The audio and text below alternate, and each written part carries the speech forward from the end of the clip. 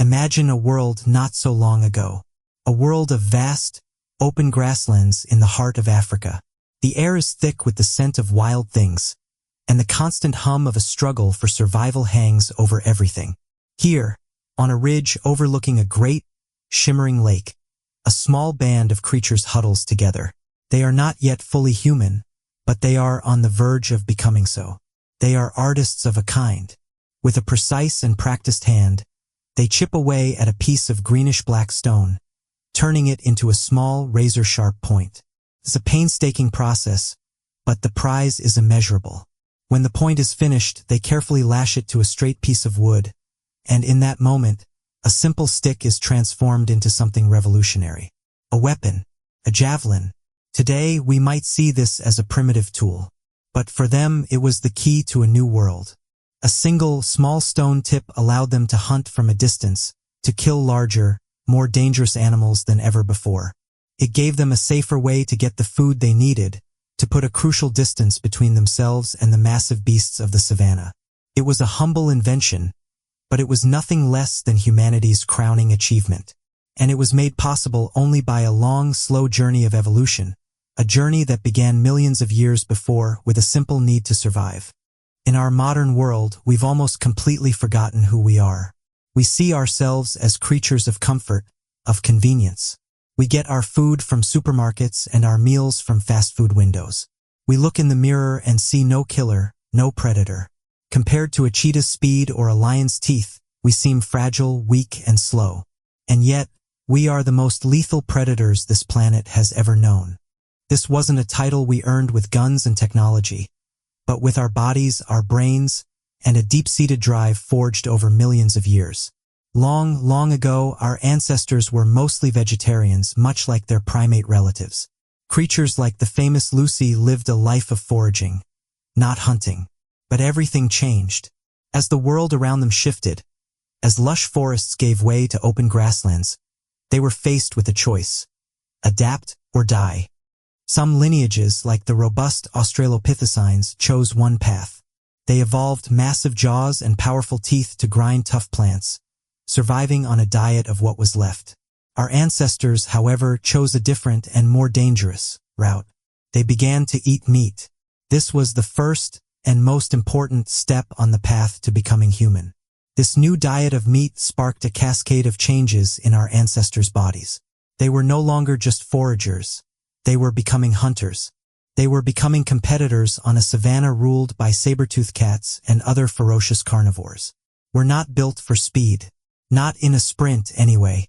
But what we lack in a burst of speed, we make up for in one astonishing, unique ability. We are masters of long-distance running. No other primate can match our endurance. Our bodies evolved for the relentless pursuit, to chase prey across the endless plains until it was exhausted, until it simply collapsed. Our enlarged joints, our short toes, our flexible ankles, all of it was an evolutionary design for the chase. And our bodies had to solve another problem: how to keep cool during this relentless pursuit under the hot African sun.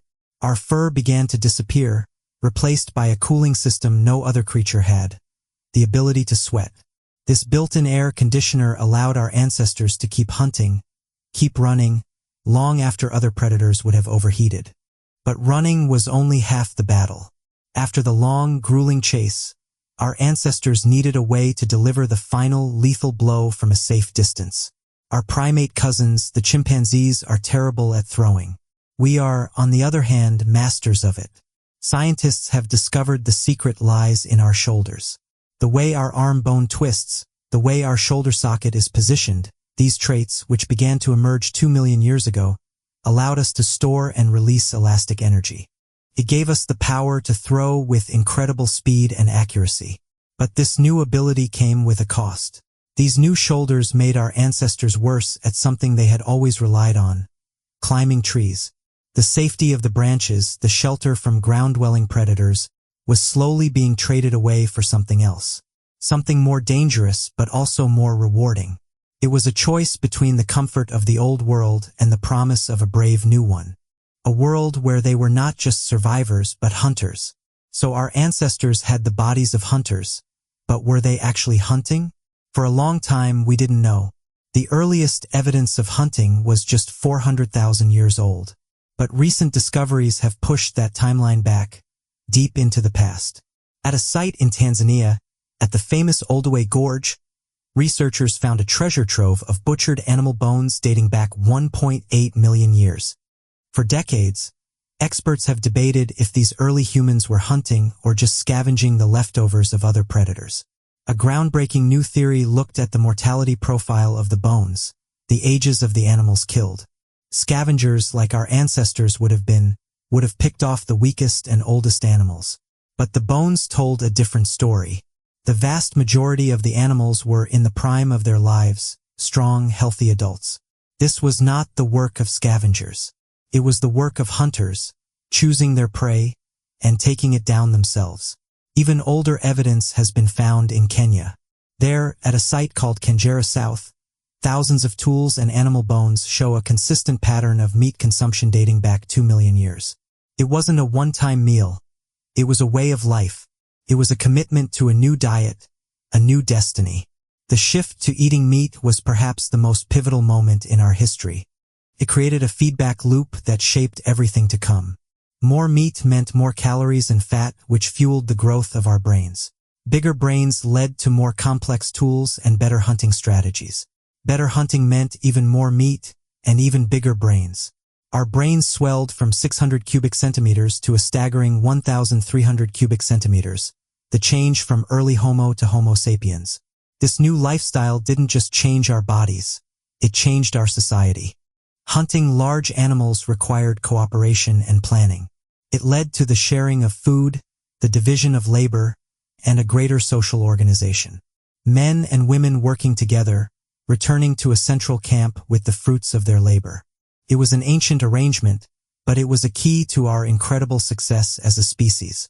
And the act of hunting itself may have even shaped our very character. Unlike chimps who rely on brute strength and aggression, our ancestors had to be patient, strategic, and calm. They learned to rely on their brains, not their brawn, to get their food. The tools they developed for hunting from a distance allowed them to separate the act of killing from the raw aggression that drove other predators. In a way, hunting taught us self-control. Finally, hunting may be what pushed us out into the wider world. For 5 million years, our ancestors remained in Africa. But then, sometime after 2 million years ago, they began to wander. The world beyond Africa was filled with the same grasslands, the same kind of prey they were accustomed to hunting. They were no longer just surviving, they were exploring. From a simple stone point on a javelin to a global presence, our journey was a testament to the power of adaptation. We were the least likely of all predators, born without claws or fangs, without speed or brute force. But we had a brain that could imagine, a body that could endure, and a social structure that could thrive. These traits, forged in the fires of the hunt, made us not just a successful species, but something more. They made us human.